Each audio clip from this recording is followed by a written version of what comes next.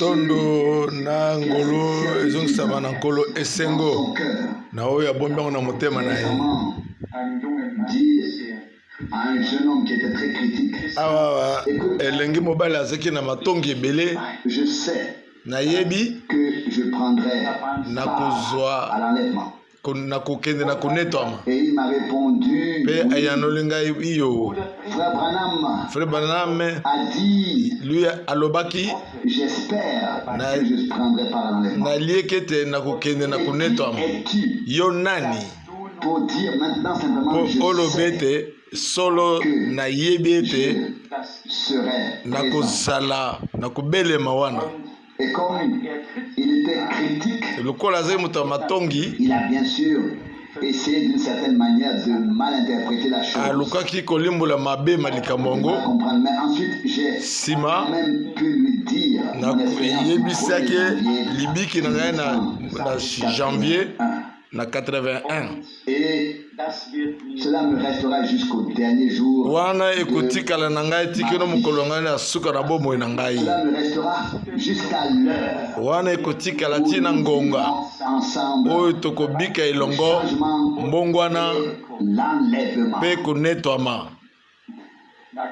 Là, avec la Bible ouverte, le Dieu vivant jugera un jour les vivants et les morts, devant lequel tous devront apparaître. J'ai vu la troupe vêtue de blanc et que j'ai été emporté avec elle. La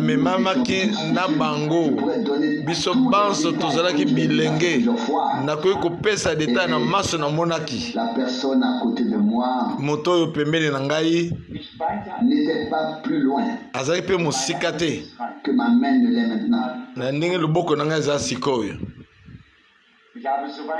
J'ai pu voir aussi loin peut-être qu'on ne peut peut-être pas voir sur terre. Tous étaient jeunes, tous avaient un visage transformé. Tous étaient vêtus de blanc. Avec leur couleur de cheveux d'origine. D'ambiance, tout ça. Le fait que j'ai été intégré dans cette foule,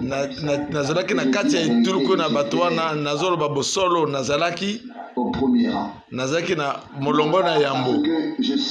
je prêche ici la parole et que Dieu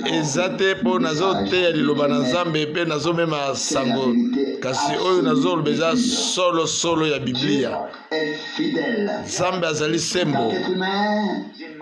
Nous sommes tantôt fidèles, tantôt contre. La chose a été décidée.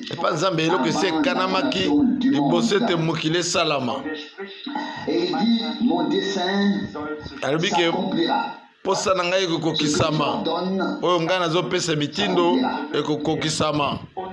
ainsi nous pouvons nous réjouir et l'entre de notre âme.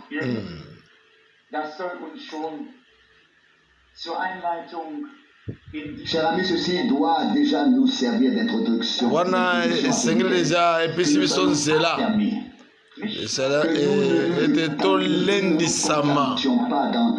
toyoka kaka te koyoka liloba na Nzambe kasi toyebete Nzambe akokokisa yango que nous puissions emporter chez nous les bénédictions. Tomema epa na biso mapamboli oyo elakami nde ntina ngo tosangana kawa. Je voudrais dire nalinga natanga avant la prière liboso ete tobondela psaume 130. Psaume 130 verset 1. Psaume 130. Je crie vers toi, Seigneur. Na motindo na belele pa na yo nkolo yoka kolela na ngai yoka mongongo na ngai matoyi na yo esalama eyoka kolela na ngai inakulia lele na ngai. Si toi, Seigneur, tu retiens les péchés, Soki yo nkolo otaleli biso masumu na biso, nani subsister. akoki kotelema liboso na yo? Mais auprès de toi, Molongo mine kasi pembeni na yo bolimbisi ezali afin qu'on te craigne. po te babanga yo. J'espère Naliki ete au Seigneur. o nkolo Mon âme espère. elimo na ngai mpe eze kolikia J'attends mpe nazo kozela, à sa parole. nazomizelisa na liloba na ye. Mon âme attend Elimo na ngai mpe ezozela oyo ya nguya d'ardeur que les sentinelles du matin. koleka na sentinelle ya La tongo. sentinelle du matin, Israël attend le Seigneur. Israel azozela nkolo La grâce po ete ngolu du Seigneur et la délivrance auprès de lui sont abondantes. ngolu na kokangolama pembeni na nkolo eza ebele. Et il rachètera Israël de tous ses péchés. Akosikola Israel na masumu na ye manso, De tous ses péchés. na sumu na ye manso. Levons-nous et prions. Totelema tobondela. Lasst uns gemeinsam beten. Himmlischer Vater, Levons-nous et prions. Prions ensemble. Tobondela elongo. Nation. Tata wa likolo tozongiselo matondo na motema mobimba Venir. mpona litoma oyo tozali na yango ya koya liboso na kiti nono na ngolu. Nous te remercions, Seigneur, Tozongiselo matondo nkolo dass du mit deinem heiligen Blute entrer dans le sanctuaire céleste avec ton ete sang okoti na esika na bule na makileno ya bule, et que ton sang parle. ete makileno ezokoloba mpo na biso. Seigneur, Kolo diese Vers prends en charge zwa mokumba na cette biso, assemblée. mokumba lisanga oyo, bokutani oyo ozala pembeni, À nous par ta parole et par ton ozala na esprit. kati na biso na liloba na yo mpe na molimo na yo.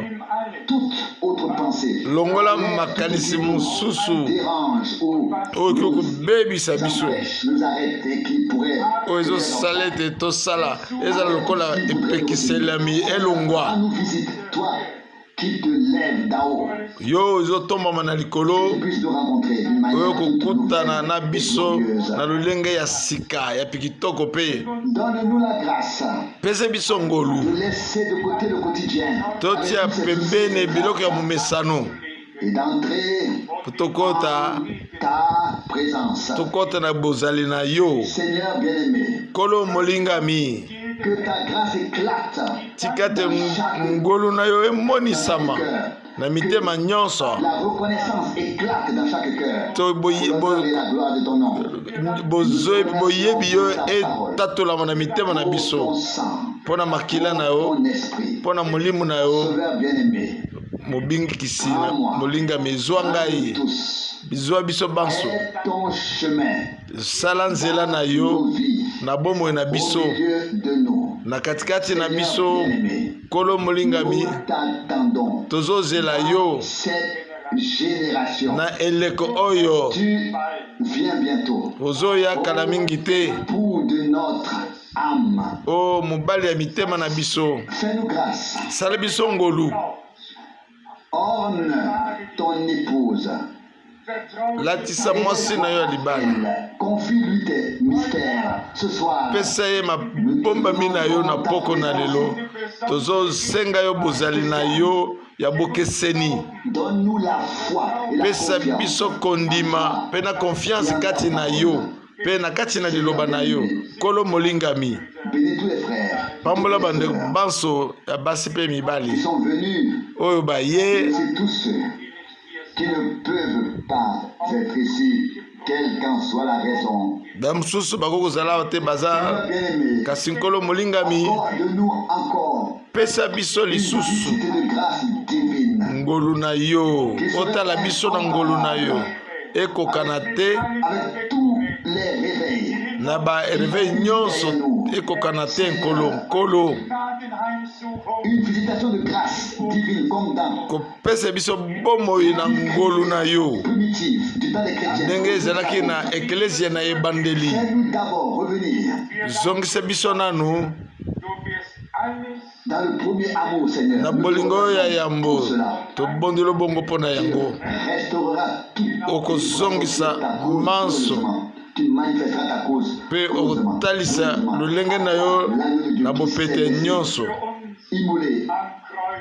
Epai na yo na mwana mpato akufaki lokumu ebobele epai na yo yo nde okokabe ya kozwa buku mpe kofungola yango bikangelo yo ozali nkoso ya libota na yuda. Haleluya. Olongi tozongisi matondo mpo na bongo elonga na yo ezali mpe ya biso nkolo ya sembo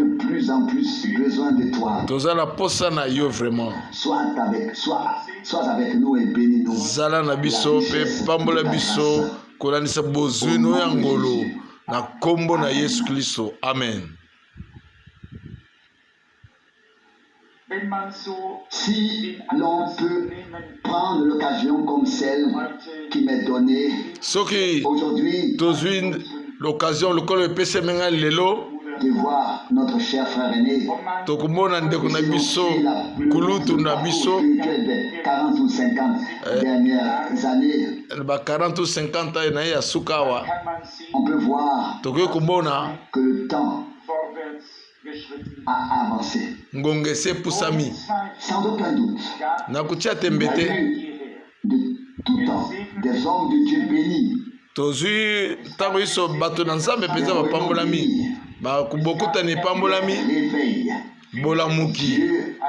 a fait beaucoup de choses. Mais nous vivons sans aucun doute à la fin des temps dans un âge prophétique, dans une époque où la prophétie où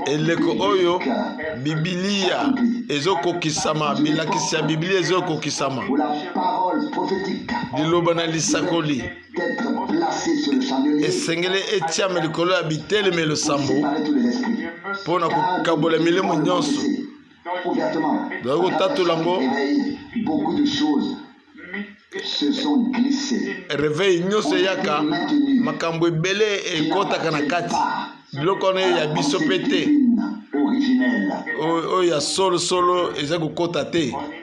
Et en ces jours, Dieu veut nettoyer à fond son dernier levain, la dernière pâte à acidifier de toutes les traditions humaines. Et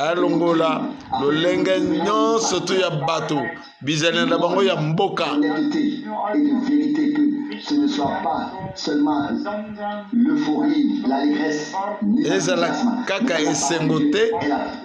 kasi ezala liloba na nzambe ezwe esika na kati eklezia na ezala teke ba bisengo kobina te.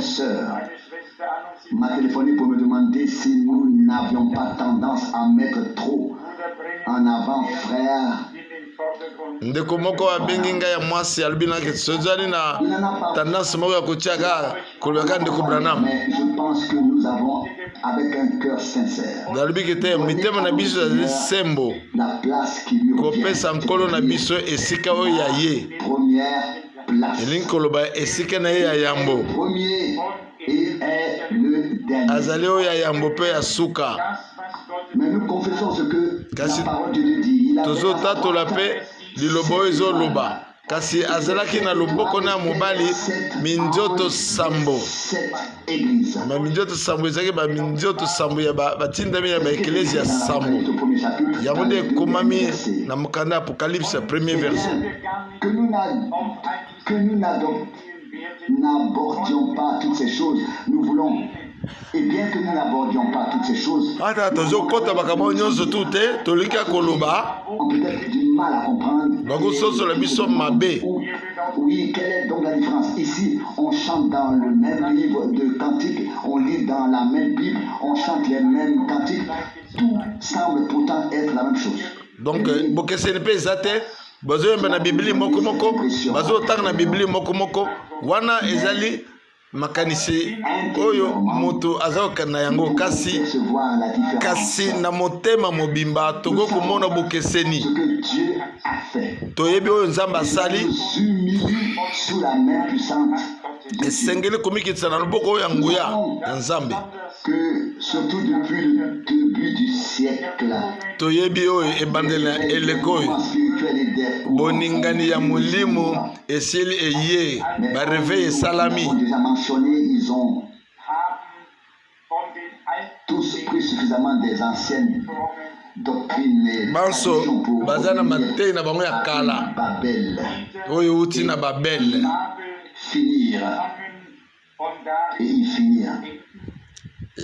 esenge nyonso to na esila Le Seigneur appelle son peuple. awa nkolo abengi libota na ye mpo na kobima Vous, mon peuple, bino libota na ngai sortez du milieu de bobima katikati na bango séparez-vous bokabwana à rien d'être bosimba na oyo ya mbindo te et vous serez mes fils. bokozala bana na ngai ya basi na mibali Et alors je serai bongo votre père. nakozala tata na bino. die direkte Amen. Verheißung, obwohl sie C'est la promesse directe qui Ezali se trouve déjà une fois dans elaka. Corinthiens et ensuite atako ezali na 2 Corinthiens eza mpe lisusu na Apocalypse néanmoins à cette époque de manière très particulière. na lolenge ya bokeseni in ezali mbele na nkolo. Corinthiens au chapitre 6, 2 Corinthiens chapitre on lit à 6 partir du verset 17. tokoki koloba na molongo ya 17.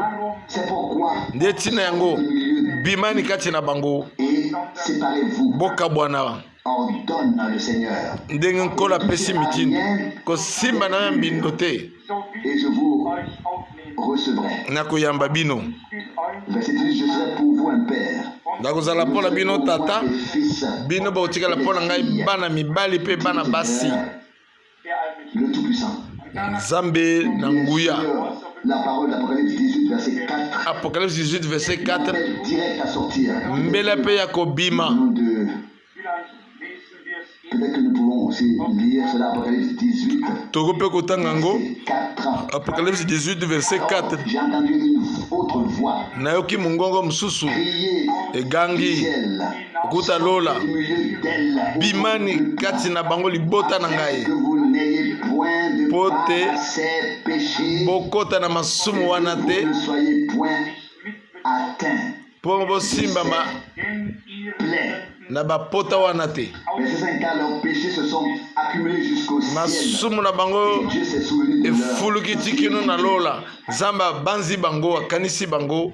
Nous ne voulons pas non plus nous étendre sur ce tolingi sujet ici. kosetandre na mokonzi oyo te La grande ville, kasi engumba monene Babylone, babilone de l'endroit na esika où la domination est exercée sur les rois de la terre. esika bodonde mokili mobimba ezokowuta na mokili mobimba kopanza na mokili mobimba. dieser großen Weltkirche Communauté religieuse mondiale. bacommunauté religieuse mondiale Que tous les chemins banzela nyonso amènent, ezomema même si c'est par le biais du Conseil mondial. ata na nzela baconseil mondial ya C'est baeklezia pourquoi le proverbe nde ntina yango lisese ezoloba alobi ke proverbe wana elobaka ke nzela nyonso to ememaka na Rome. bien réel, mais j'ai encore quelque chose à ajouter à ce proverbe. Il n'y a nalingi qu'un seul chemin naza na eloko moki ya koloba toza na nzela bobele moko ya kobima que nous devons trouver. nde nzela ndo esengeli tokutana na yango. Reste à l'intérieur.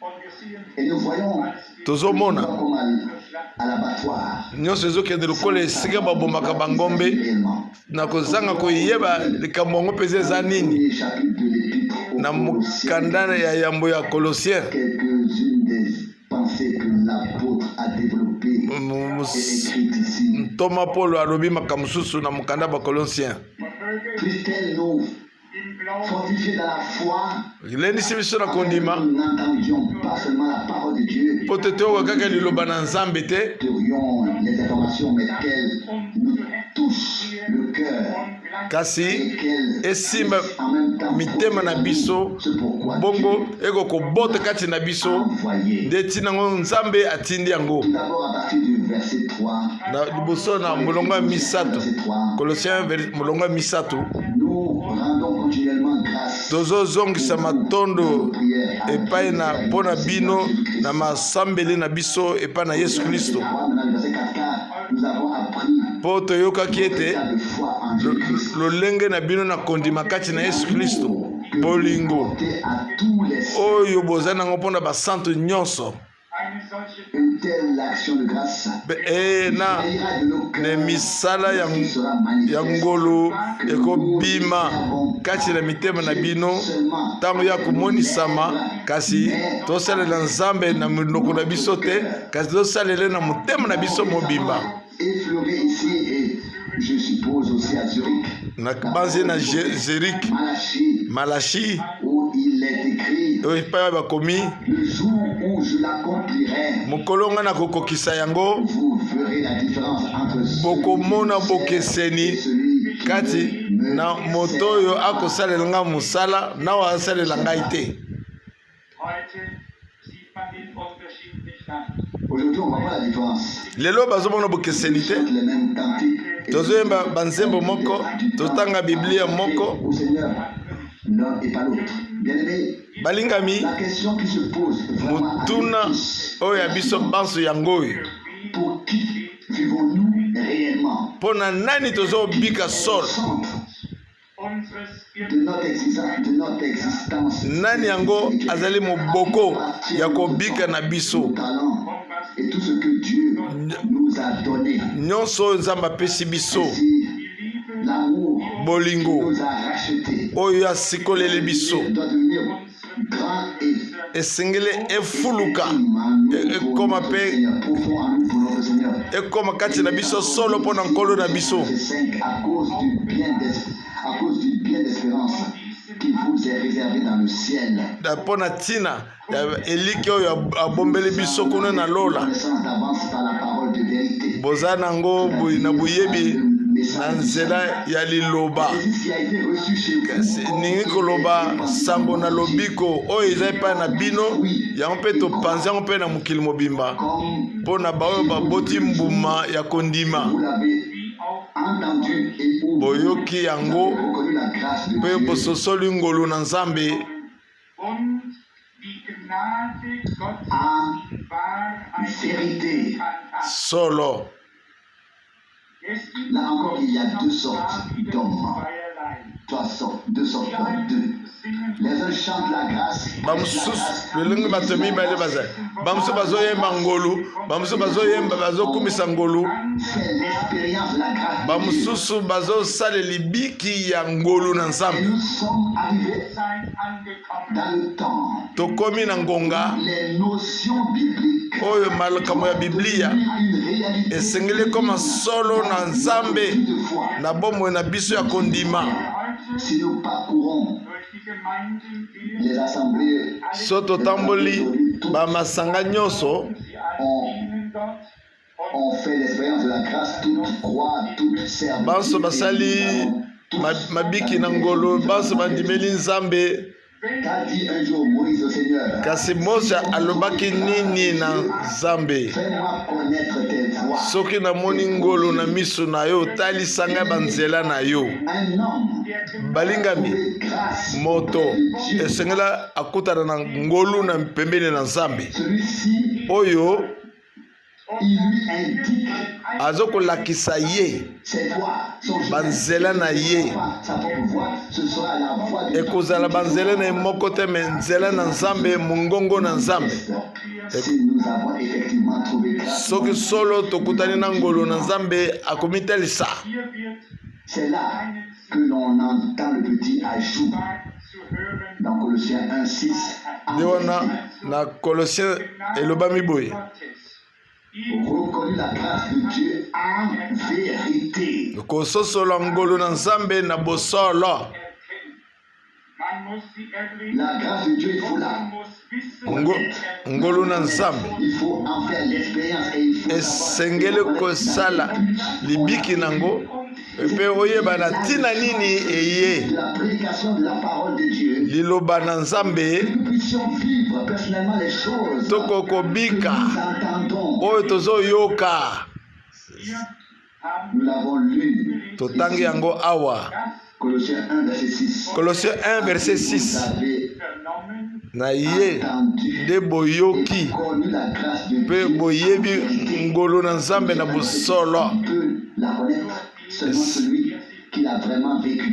oyo akoyeba ye nde oyo mpenza selema abiki yango C'est en cela que consiste cette connaissance. nde wana boyebi oyo Alors nous ntina nango eza voie de Dieu, le chemin de Dieu avec son akomona peuple. mongongo na nzambe nzela na nzambe Que nous ne nous arrêtons pas spirituellement. nde boye tozosukaka na molimo te Avec obéissance tozokoba à la suite de Jésus, na botosi. en suivant le Seigneur, conformément au plan de sa kolandisama na mwango na ye na lobiko. Bien sûr, Für uns ist es il allerdings est très facile pour nous et pour ezali tous les pete mouvements de mpo na regarder biso en arrière et de mpo na voir kotala na où nsima chacun s'est arrêté. epai baninga batelemi La basukeli. den Tagen der Reformation. Aber Mais Kasi. ce n'est pas notre tâche. mokumba na biso wana te.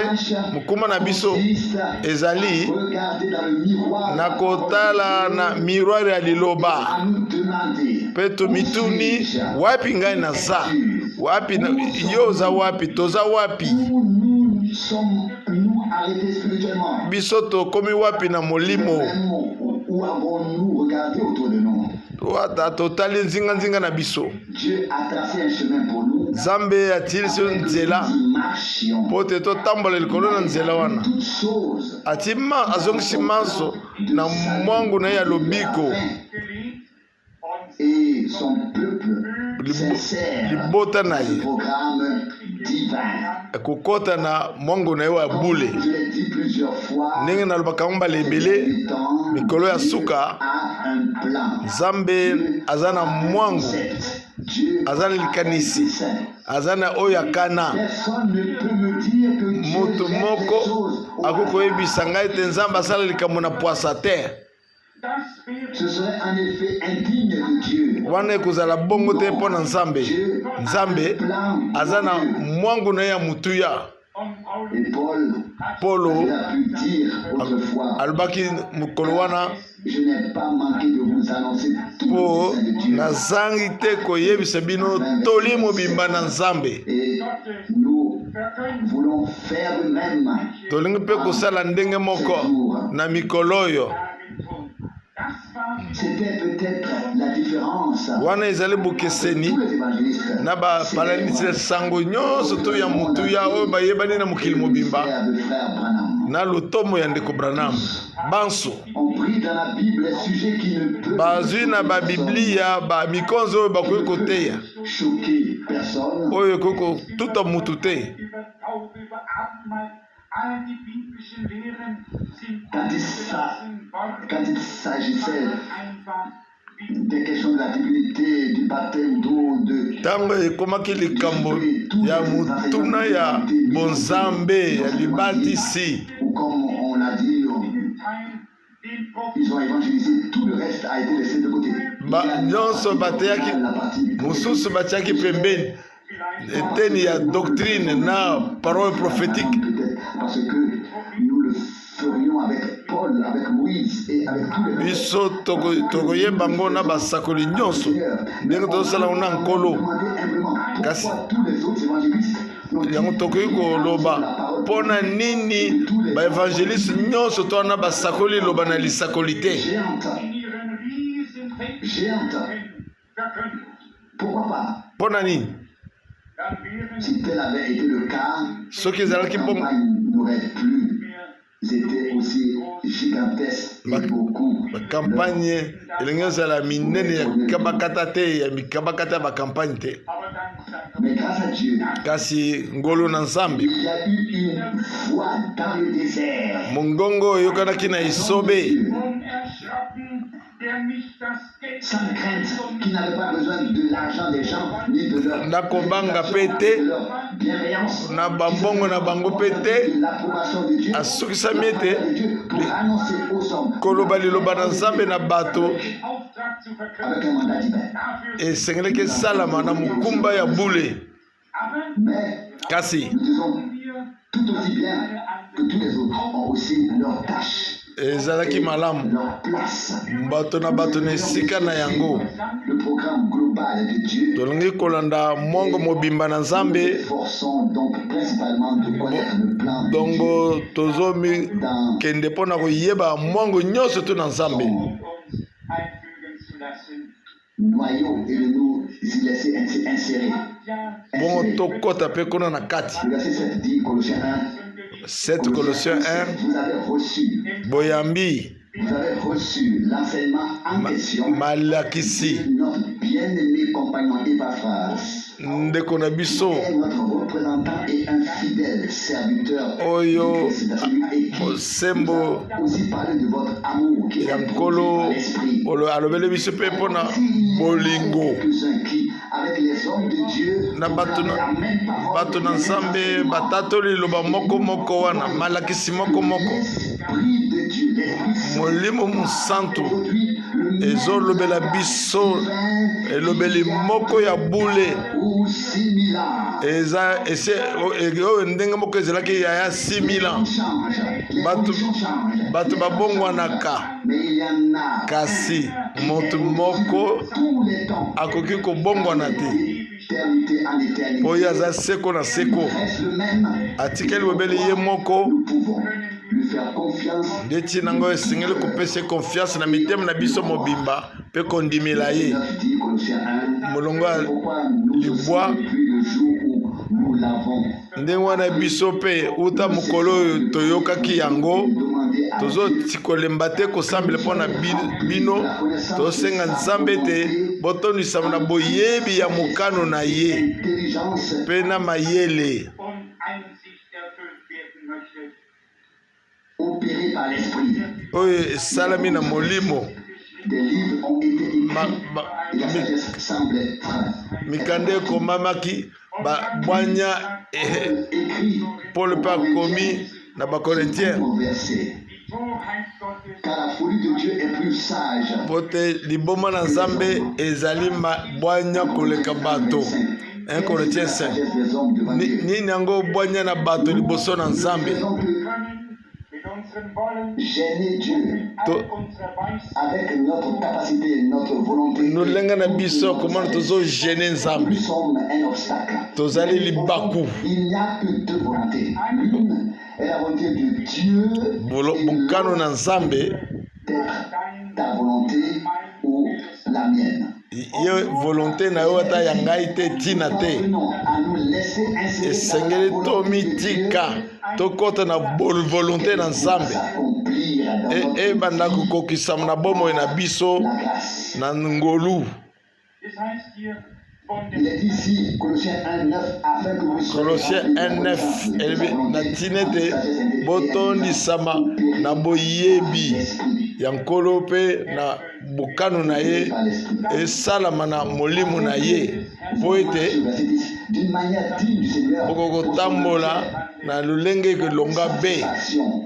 Oui, puissiez-vous porter du fruit en bokoki toute mpe bonne œuvre, kombota mbuma la connaissance de na Dieu. boyebi ya nzambe na nkembo Sa nyonso parole est précieuse ici. liloba nyonso eza na motuya awa tokoki kotelema das ist Qu'est-ce que la croissance?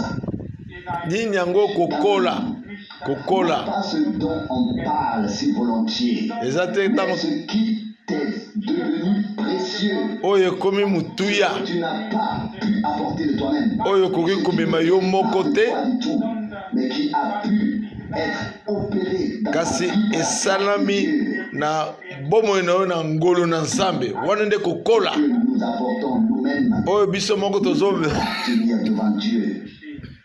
wir Nous müssen devons déposer tout cela esengeli kotia nyonso to nekulusu quelque chose de tout à fait nouveau. schaffen lassen. Se créer en être créé à nouveau. Bien-aimé, je ne peux guère le taire. Ich habe den J'ai l'impression que beaucoup nazomona ete du tout banso expérimenté Dieu babiki nzambe te et cela en vérité. wana eza bosolo na bosolo Que beaucoup de croyants sont ebele na bandimi bakomi simplement religieux.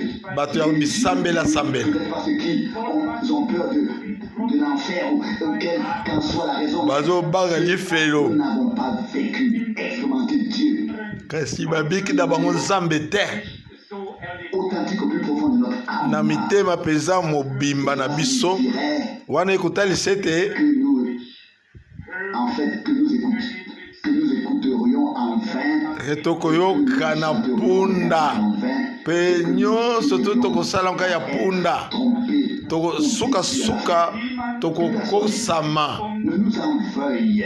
Aber wir müssen Mais kasi nous devons annoncer la parole de Dieu. esengeli kotatula liloba na nzambe Faire son na lolenge ete moko na moko asala libiki ye moko na nzambe na ye Il n'y a pas d'autre moyen sinon vous lolenge mosusu eza te Grab sein. à nous. Vous nous en voudrez pour l'éternité et vous nous accuserez au jour du jugement. bokofunda biso na mokolo ya Je lisambisi souhaiterais le plus que nous ayons tous une telle expérience avec Dieu. biso banso tozwa libiki oyo na nzambe na biso L'Esprit de Dieu Da über der Gemeinde plane sur l'Église. Il a déjà été répandu à la Pentecôte. molimo esopana Et partout. ndenge esopanaki na mokolo ya pentecote esala mosala bipai biso wird. Aber genau Mais Kasi. nous savons aussi, je l'ai déjà dit ici dans le texte original, nasili kolobango ce mot planer a encore la pensée fondamentale de likambo oyo la ete chaleur. molimo epalangana De la chaleur comme la lumière. lokola La chaleur émane du soleil. lokola chaleur moko ezokowuta na moi De la lumière, de la chaleur. molimo santo Et la esopa chaleur nango Et c'est l'Esprit de Dieu qui crée la vie. ezali molimo na nzambe yango nde ezokobota yango La chaleur de la lumière. azokobota chaleur na pole Il doit y avoir une semence qui peut sortir. wana esengeli momboto esengeli ebima Qui va sortir. bon soki momboto ezali Sec. yango ekosalama me soki bongo te pole nyonso tu pole nyonso lumière nyonso eza na litoma te soki momboto ezalaki te Dieu a donné une glorieuse semence. nzambe apesi momboto ya liloba na ye na ntango nyonso oyo ezali na ntango ya kuboloni momboto esengeli tososola Nous devons garder cette parole esengeli tobomba liloba oyo dans notre cœur. na mitema na biso nsima L'Esprit de Dieu doit molimo na nzambe esengeli akomisa liloba oyo ya bomoi avec sa chaleur. mpe chaleur nango na pole nango ekamba biso Il doit la faire sortir. Et esengeli abimisa yango avec Dieu. wana tosali libiki mpenza na nzambe Ainsi, amen boye les personnes qui ont fait réellement bato oyo basali libiki mpenza Dieu se sent na nzambe misérable, c'est bakomi mona bato ya pamba utilisable bakomona lokola nzambe akosala bango mosala te en parole. kasi bazoloba kaka na maloba te L'exprimer alors bazokoloba yango ndenge paul alobi na galate 1 der vornehmste le plus noble parmi tous les pécheurs, comme quelqu'un à qui le Seigneur a finalement fait grâce, na oyo nkolo mpenza na suka apesi ye ngolu qui vient à Dieu, moto oyo azokoya epa nzambe n'expose pas sa poitrine, akobeta tolo na ye te la poussière, d'où kasi il a été miso nazobalisa yango na mabele enlevé ou lui ou son corps, et il lève ensuite les yeux avec foi vers celui azotombola qui nous a fait miso na ye nango na kondima epai na oyo souhaiterions-nous tous tokosala biso banso ndini voir chaque parole de Dieu confirmée komonaka liloba na nzambe nyonso kotatolama dass die Sünde que les pécheurs basumuki reçoivent la grâce, ayamba ngolu fassent l'expérience du pardon, asala libiki ya bolimbisi masumu reçoivent leur bato guérison. na bokono bazwa guérison Parce que la foi pamba te kondima esali dans leur cœur, etiami na mitema na bango mpo na kosala na nzela molimo de la prédication de la na parole. boyoki ya liloba na nzambe es heißt ja noch Il est dit elobami hier mit ensuite nsima wie es au der verset 11, Colossiens 1, puissiez-vous être revêtus de toute la puissance esengeli bolatisama de sa gloire, na nguya toute fermeté et persévérance, mpo na bopikiliki na mitema mpe na eliki na mitema au Père, mpo kozongisa epai tata à l'héritage esengo dans oyo moto atie biso na libula oyo na kati ya pole lorsque l'ange a annoncé annoncé Tango anzelu il vous est né aujourd'hui un sauveur. asakolaki ete elelo Le Seigneur. ebotameli bino nkolo Et il est bien écrit. Et la Mobikis. gloire du Seigneur leur apparut. ngolo na nzambe emonisamaki Quand il lit le prophète Ézéchiel, il dit. ntango ozotanga Et je vis la gloire mosakoli du Seigneur ezekiel près du fleuve Kébar. alobi namoni ngolo na nzambe pembeni na fleuve kebar Et par là, il était toujours question de cette lumière. na boye aza kokita kaka na pole wana Nous le savons. toyebi Elle était colonne de feu. La nuit, elle était colonne kolone de ya jour. butu mpe na moi Cette nuée surnaturelle. niwe oyo surnaturel kembo na nzambe Notre Seigneur apparaît dans la chair.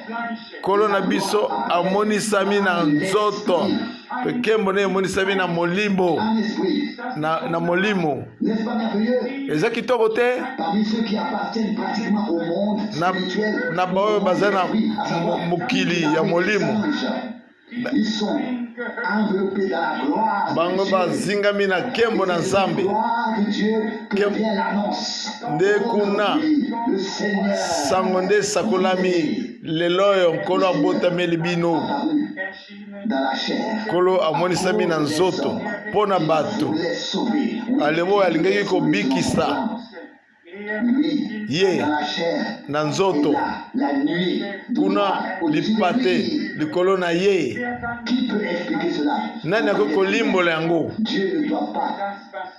Dieu ne doit pas d'explication à un seul être humain pour ce qu'il fait. nzambe apesaka ndimbola te kokoyeba ye te Glorieuse dans Néhémie, au 9e chapitre. na Nehemi 9e Le chapitre Seigneur est descendu elobaki ke nkolo sur le mont Sinaï. akitaki na ngomba na Sinai A retenti mpe mongongo na yo ezokoyokana wuta lola kuna 13. Il est monté sur le mont Sinaï. amati likolo na ngomba Sinai Descendu du ciel. kasi mongongo na ye kowuta lola Qui peut expliquer tout cela? nani akoki kolimbola nyonso wana Il y a des gens bato qui lisent bazokotanga Matthieu 3 Le Seigneur a été baptisé. ke nkolo na biso batisaka ye ete molimo santo akitaki likolo na ye na lolenge na ebenge Et il se creuse la tête à ce sujet. epo bazokata na mitu na mokonzi ya boye Au-dessus de tout ce que nous pouvons. nzambe azali likolo na oyo nyonso biso tokoki kokanisa Nous ne pouvons pas le comprendre. tokoki kososola ye te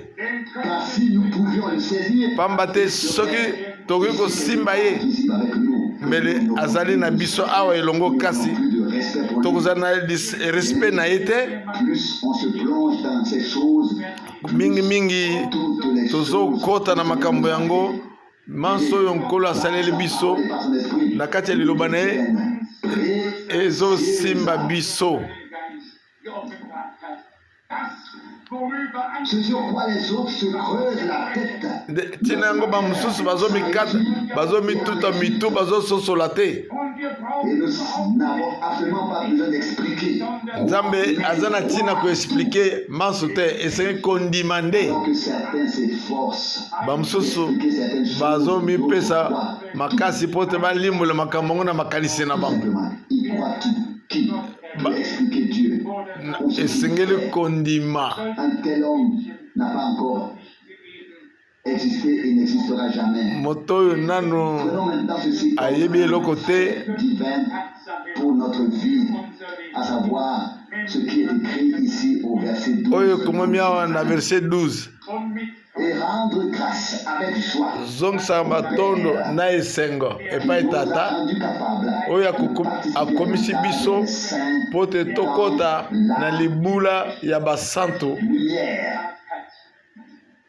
Maintenant que nous nous regardions nous-mêmes et disions misérable que je suis, tomitali qui me délivrera du motu na corps. mawa lokola ngai nani akokangola ngai na nzoto ya liwa Paul a dit cela dans Romains chapitre alobi yango na Romain Mais ici, on chapitre nous a 7 donné un terrain de foi. awa apesi biso esika ya kondima Et nous devons une fois parler le langage de Dieu, esengeli koloba elobeli na nzambe des faits accomplis de Dieu. na oyo akokisi Chez Dieu, toutes les choses sont déjà accomplies pour lui. nyonso esi ekokisami mpo na ye Avant le ya yebi avant el kamboye bandana el kam avant el kamboye suka ya yebi l'Apocalypse oyo azo tanga apocalypse est écrit à cause ce qui est écrit au chapitre 19 au verset 6 par exemple. oyo comme chapitre 19 verset 6 toyoki mungongo ya bato ebele bazokoyemba ba dindanda Bénis ceux qui sont invités au festin de noces de la epambolama baoyo babiangami na feti ya libala. Cet homme a vu sur lui de passeport il y a déjà près de 2000 ans amoni yango 2000 ans se eleki déjà accompli. amoni mwana mwasi ya libala na kati ya kembo mwana mwasi ayoki banzembo 2000 ans se eleki ya me ye amoni yango deja Tout est déjà fixé. nyonso nzambe asali yango mpo na nzambe esi ekokisami. Et nous nous laissons balloter. tozomitika kaka tozomitika tomemana na mipepe mokolo mosusu tondimi mokolo mosusu toza na kokoso mokolo mosusu kaka boye oyo ezoyela biso banso toza nano na nzoto oyo kasi na poko na lelo awa toza teke tokambama na lolenge na biso te esengeli awa toye po te tondima oyo okokisi ngai okomisi ngai ndenge esengeli mpona kozwa libula ya mpona kati na pole. Aussi certainement que le Seigneur, lokola nkolo quand la lumière et la gloire oyo apesaka pole mpe na nkembo et obscur, et ainsi qu'il a rempli par lui ceux qui étaient assis dans les ténèbres ont vu baoyo l'éclatante. bafandaki na kati ya molili Croyons donc bamonaki pole est venu dans to cette biso mpe tondimi ke na ntango oyo mpe aye na pole ezokonganga kati na molili. comprise. Jean 1,5. Jean Il y 1,5 a ceux qui ont reçu, il leur a donné le droit, le pouvoir de devenir na enfants baoyo bayambi ye apesi bango ndingisa koma bana na nzambe. de Dieu. C'est l'évangile de Jésus-Christ. Bien sûr, les ténèbres sont là, mais la lumière atako molili eza wana kasi pole ezokongala na kati ya molili de la lumière, mais quand il fait vraiment nuit, soki butu mpenza eye pii une lumière okomona ete pole mpe ezomonisa agréable. eza makitoko C'est très beau. Il faut kitoko. avoir vécu cela dans des pays quelque part. Il faut omeka nano kobika na bamboka moko civilisation eza te Actionné par un kuna lumière eza te producteur. La lumière au milieu de l'obscurité. pole na kati ya molili Voir avec l'espérance. On remarque que quelque komone chose ke a changé. eloko moko ebongwani L'espérance est liée à la lumière. awa ekangami na pole. Jésus-Christ, Yesu Kristo notre Seigneur, kolo na est biso la lumière du azali monde. pole ya mokili Et par lui, na nzela na ye être éclairé esengeli tous biso ceux qui ne sont pas seulement nés dans ce monde, tongengisama bato kaka babotami na mokili oyo te kasi esengeli babotama monde, bato dans l'autre monde, na mokili mosusu naître de nouveau. Ainsi, esengi babotama sika il nous a rendus capables bongo ye akokisi biso l'héritage des mpo te saints tosangola dans la lumière. libula na basantu na kati na pole. C'est un fait divinement accompli. Il ezali nous likambo a ekokisami fait déjà.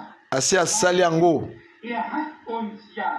Au verset 13, il nous a délivré de la puissance des ténèbres akangoli biso na mokunguya ya monguna dans le royaume du Fils de son amour. abongoli biso na bokonzi ya bolingo ya mwana na ye. Combats ont une certaine violence. Et cette violence l'a exercée sur nous. Violence moko Il nous est dit ici, elobami na biso nous a sauvés. alobi na biso akangoli biso na monguna Nous en a tiré, mpe nous a racheté, abendi biso asikoli biso porté dans le royaume. amemi biso na bokonzi ya mwana na ye ya bolingo. C'est cela en vérité. wana nde solo De Dieu.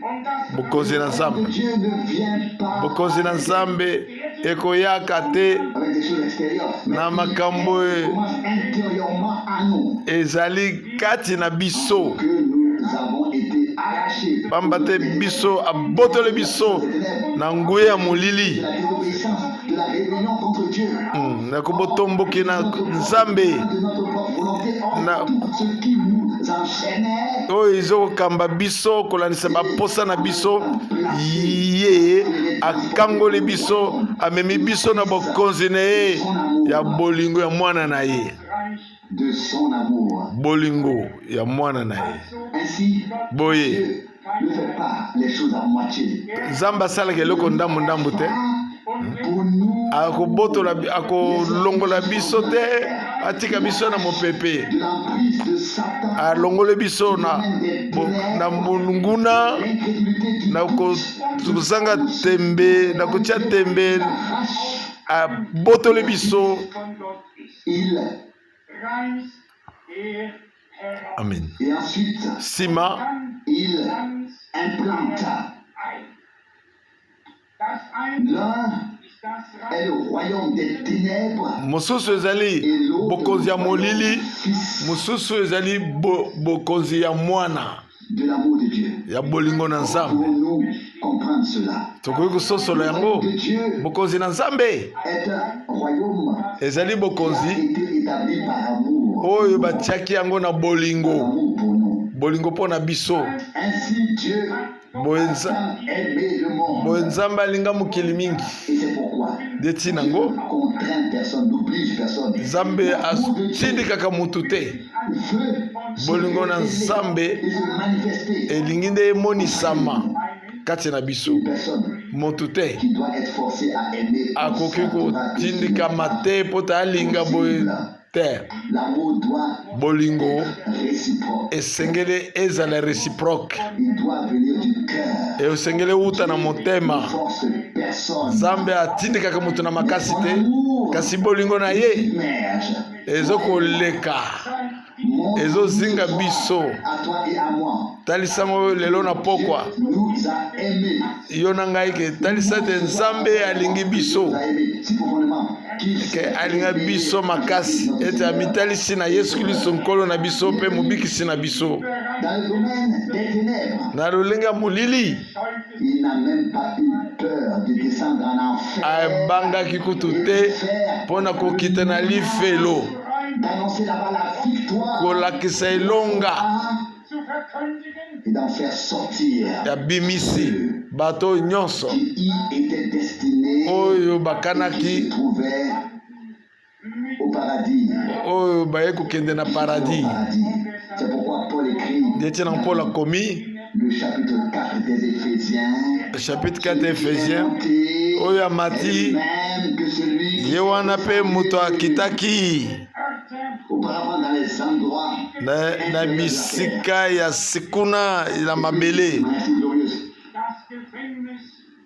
Il a conduit la prison en captivité et il a Amemi. donné des dons aux hommes. apesi makambo epa na bato. La prison de Satan. Prison ya Satan Tenez prisonniers, toi et moi, ye azwaka biso baprisonnier, pour libérer. yango nde etindikaki ete alibere biso. Guerre mondiale, il y avait des prisonniers ici. Na seconde guerre mondiale Là. baprisonnier bazalaki bipai na Les bipai. puissances victorieuses sont arrivées. Ntango bapuissance victorieuse eyaki, C'était libre. bapolonais bazalaki libre. Nous avons affaire à la puissance victorieuse. Awa toza na likambo ya puissance victorieuse ya Jésus Christ nkolo na biso. Victoire doit être manifestée. Nguya wana ya elonga esengeli emonisama. Comment est-ce que cela se passe? À savoir, il dit la foi Kondima est la victoire. ezali elonga Vaincu le monde. oyo elonga mokili. 1 Jean 5, 4. Et il dit cette puissance de victoire. c'est la Nguya foi. oyo na elonga ezali kondima. Quand nous avons la foi, quand nous ne croyons pas, Ntango toza na kondima, c'est là que nous tombons malades. C'est là que Maintenant, notre estomac- ntango tozondima te tozokwea bokono, Si nous croyons, kasi soki tondimi la gloire de Dieu. tokoki komona nkembo na Nzambe. Nous avons vraiment toutes les raisons de faire confiance confiance. tozali na raison nyonso kopesa confiance na nkolo kondima Prendre par cette parole. kozwa ye na maloba na ye De la prédication aus der heutigen d'aujourd'hui. hat Il nous a en effet ye sauvés abikisi biso de la akangoli puissance biso des ténèbres na nguya ya molili et nous a wieder frei placés dans le royaume du atie Fils de biso son amour. na bokonzi ya mwana na ye ya bolingo. das Cela von Gott Wana a eu lieu stattgefunden. Das Reich Gottes par Dieu. esalemi na nzambe En effet, parmi nous, en nous et avec nous. ezali kati na biso mpe La question est de savoir si elongo na biso nous pouvons témoigner avec likambo yango oyo lokola moto yo moko okoki kotatola que cela. nayebi nkolo ke wana eyeli ngai Je sais même nayebi comment ete cela s'est passé. wana epai wapi elekanaki mpe ntango nini yango elekanaki J'ai vécu, nabike yango m'a fait sortir obimisi ngai domaine des ténèbres na molili et tu m'as fait entrer dans le royaume. bongo de Dieu. nzambe akotisi ngai na bokonzi na ye habe neue J'ai de Gedanken, nouvelles pensées, naza na makanisi na sika ein neues de nouveaux intérêts, na de nouvelles baposa vies. Tout m'a été donné mosusu par Dieu. bomoi na sika maso epesemeli na nzambe genommen, das De nouveaux intérêts, une nouvelle vie. Tout m'a été donné par Dieu. intere na sika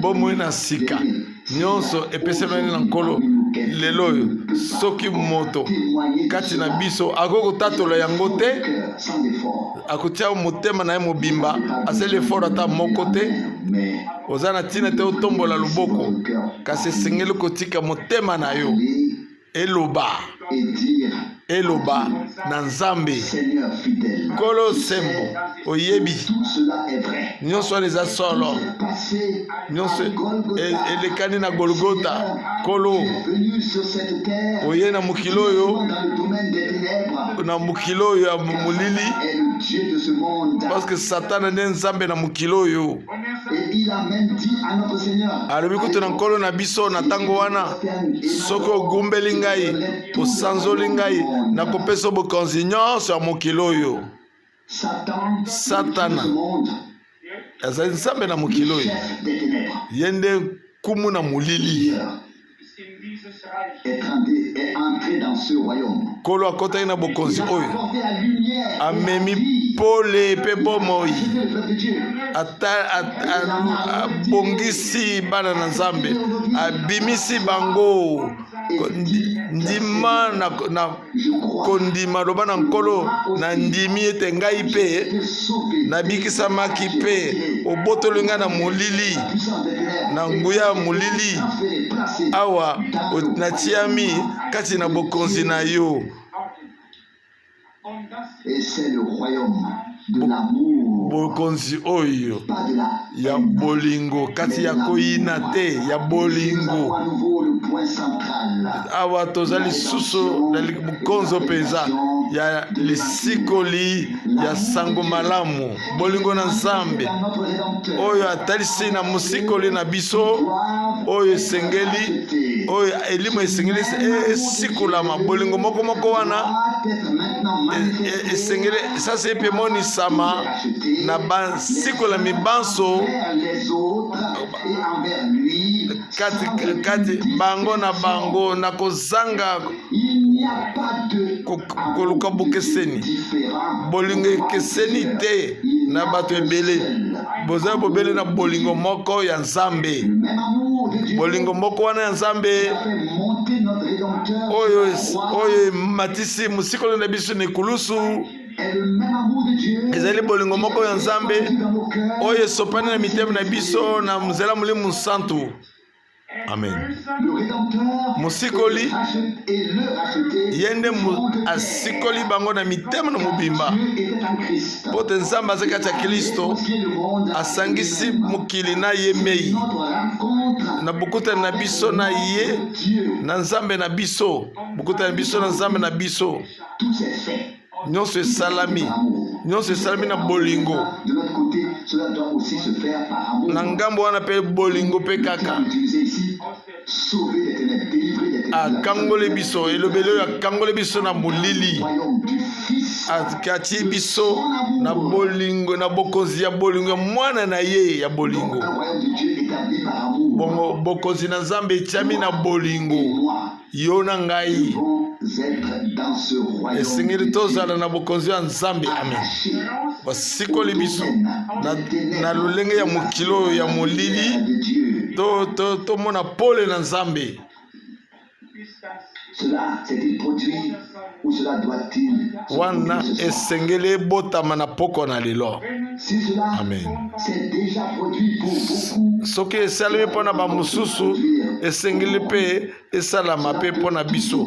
Esengeli mpe ekoma mpo na biso bosolo ya sika na se na litei. Amen. et nous devons en arriver là. Esengeli tokoma na esika wana Les choses, koyoka kaka te si à les croire, kasi kondima yango vivre mpe kobika yango mpe sur place. chez nous en disant, Bosima na kokozongaka epa na biso na kolobaka ete nkolo olobeli ngai lelo. mais plus encore. Aujourd'hui, Lelo j'ai compris nasosoli l'offre de grâce. ngolu na yo. Aujourd'hui, Lelo je l'ai accepté. nandimi yango Foi. na kondima. Lelo Tu m'as sorti obimisi ngai domaine na lolenge ya molili, crédulité, de la désobéissance, kolongola motema ekenze, kozanga botosi, kolongola ngai na baprograme na ngai na makanisi na ngai. nous avions et pouvions apporter. Tomemani na biloko wana naza na eloko moko ya komema te. Viens de toi. Nyonso euta epobele na yo nkolo. Voici Talani, tala motema na ngai, tala bomoi na ngai, comme je suis. ndenge nazali.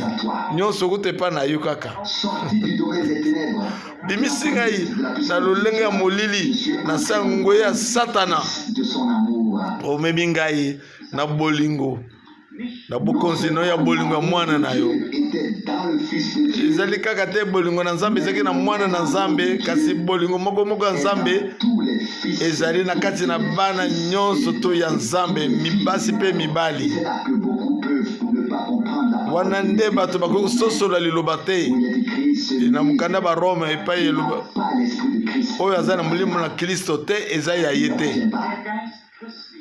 L'esprit de Christ, en effet, est l'esprit de Dieu. Molimo na Kristo ezali molimo na Nzambe epai wapi tozoganga tata La relation de filiation. mpo na bokomi bana na Nzambe oyo Nzambe atina nzela ya Kristo.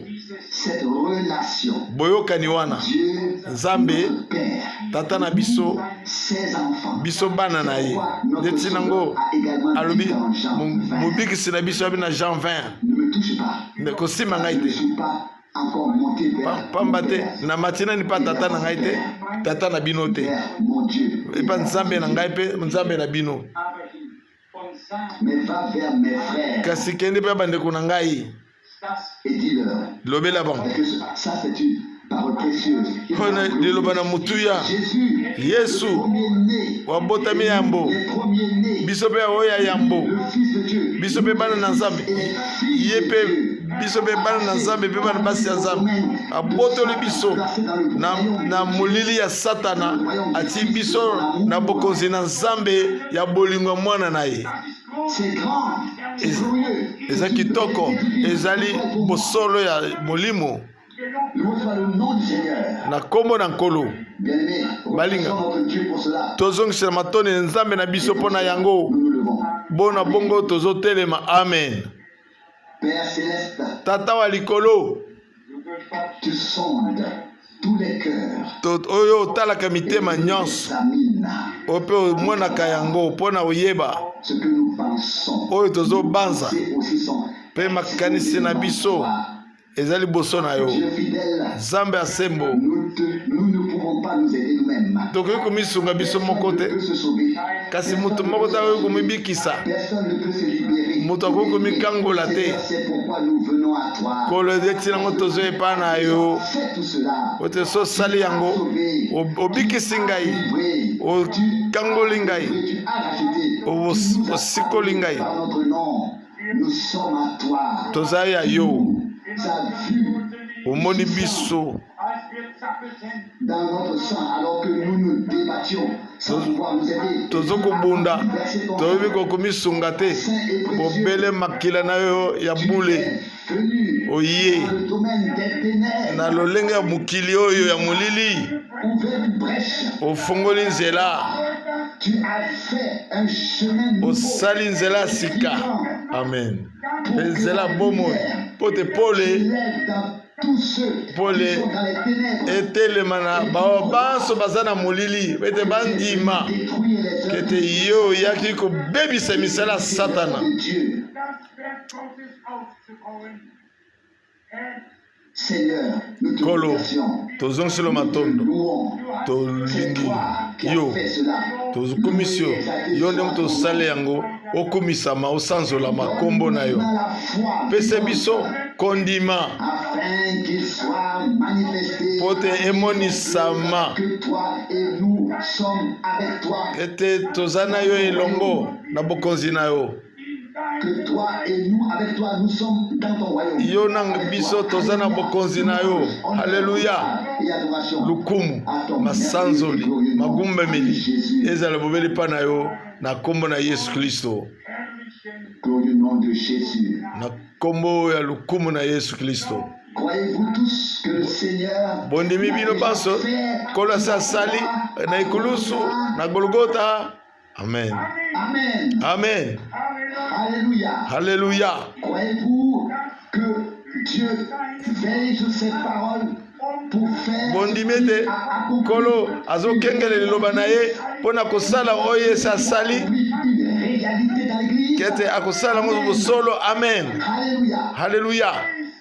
Gloire et honneur kembo mpe lukumu à notre Dieu. na nzambe na biso Que même le dernier soit saisi. ete oyo asuka mpe asimbama na bolingo na nzambe Grâce de Dieu. na ngolu na nzambe Alléluia. haleluya Gloire à Dieu. gloire à dieu kembo na nzambe Que l'heure de la foi soit arrivée. tika te ngongo na kondime eya Visitation divine de grâce. botali na biso na ngolu De tout mpe na bokokisami bilaka nyonso au milieu de ton peuple. katikati na libota na yo Que ta victoire elonga na yo soit dignement manifestée. emonisama solo Louange. basanzoli Gloire kembo de ton nom na merveilleux. kombo na yo ya kitoko ya lukumu Au-dessus de tout. oyo ezali likolo ya bakombo nyonso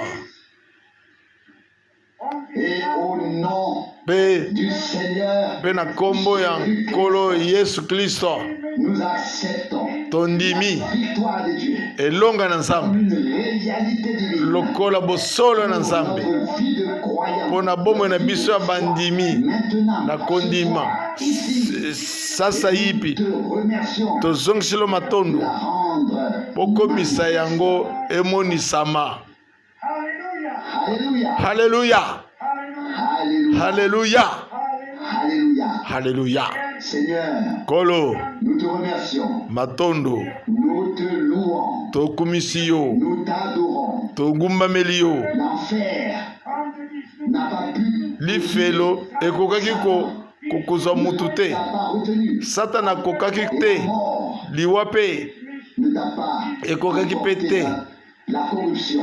Seigneur, bobebi montrer otalisi biso le chemin de la vie, zela na du bomoi salut ya lobiko et de la grâce. mpe na ngolu Nous te remercions. Je te remercie pour cela. tozongiselo matondo nazongiselo mpo na yango obimisi biso Brise des ténèbres. na molili na ngoyi ya molili Pour nous faire entrer mpo na kokosa biso na bokonzi ya nzambe na bokonzi ya bolingo Nous t'en remercions tozozongiselo matondo solo tondimi mpe comme une réalité lokola bosolo divine. ya nzambe Fidèle Seigneur, sembo nkolo dans la mesure où nous pouvons croire, lobela biso na lolenge tokoki kondima eke tokozala na yo elongo les noces, na feti ya nosi ya libala plutôt que de te voir pomba te te manifester dès maintenant. komona yo mpe omonisama mpe biso sasa yipi lokola mosikoli oyo asekuya Sauveur, nous reconnaissons ouvertement notre manque de foi. toyebaka ke tozozanga kondima tolobi te bulisa biso Cette foi augmente na la kondima yango kolisa yango nkolo louange na nkembo mpe lukumu ya ngolu na yo récompense mpe na de tes douleurs. na bapasi oyo omonaki na ekulusu. Oh, Salam. agneau de Dieu, o mwana mpate na nzambe tozongisilo et matondo nous t'adorons. mpe tokumisi yo. Alléluia. Haleluya, Alléluia. haleluya. Louange et honneur, gloire Lukumu mpe kembo et adoration. mpe magumbameli. Alléluia. Haleluya, Gloire à Dieu. kembo na nzambe, Gloire à Dieu. kembo na nzambe.